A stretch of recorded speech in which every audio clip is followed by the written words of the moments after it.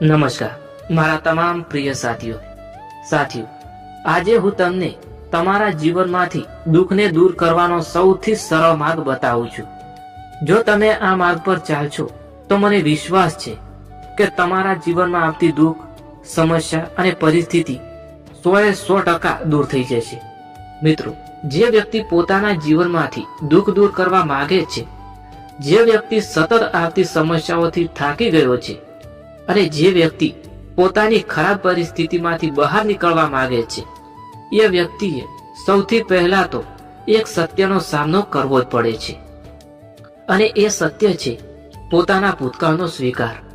જીવનમાં આવતું દરેક દુઃખ, દરેક અડચણ અને દરેક અટકાવ અચાનક નથી આવતા। કુદરત કોઈને પણ દંડ આપવા માટે નવરી નથી બેઠી, પરંતુ કુદરત આપણને અરીસો બતાવે છે।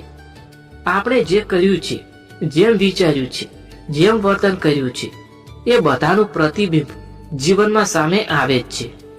ઘણી વખત આપણે એવી ભૂલો કરી હોય છે જે ભગવાનને પસંદ નથી, જે ધર્મને અનુકૂળ નથી અને જે કુદરતના નિયમોની સામે છે, પણ આપણે શું કરી શકીએ?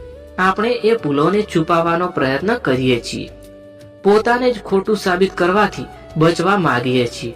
પરંતુ યાદ રાખજો, જ્યાં સુધી માણસ પોતાની ભૂલનો સ્વીકાર કરતો નથી, ત્યાં સુધી ભગવાન પણ તેના માટે રસ્તો ખોલતો નથી।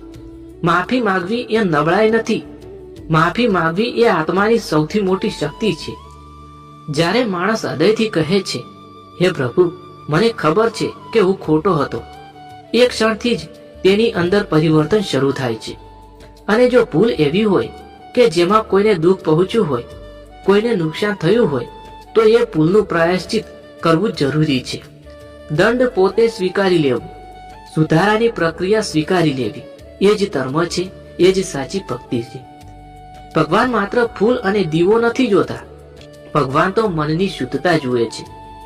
જે દિવસ માણસ પોતાની અંદર ગંદકી સાફ કરે છે, એ દિવસે કુદરત પણ તેના માટે રસ્તામાં આવતી અડચણો હટાવી દે છે અને ત્યારે અચાનક એવું લાગે છે કે જીવનમાં નવો માર્ગ દેખાવા લાગ્યો, વિચાર સ્પષ્ટ થવા લાગ્યા, હૃદય હલકું થવા લાગ્યું।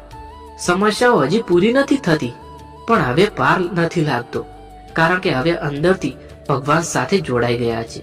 યાદ રાખજો, ભગવાન કોઈને સજા આપવા માટે નથી બેઠા, પણ જ્યારે આપણે પોતાની ભૂલ સ્વીકાર નથી કરતા, ત્યારે દુઃખ આપણો ગુરુ બની જાય છે। જ્યારે ભૂલ સ્વીકારી લેવાય છે, ત્યારે દુઃખ દૂર થઈ જાય છે અને જીવનમાં શાંતિ તરફ વળીએ છીએ। આજથી જ પોતાને પૂછજો,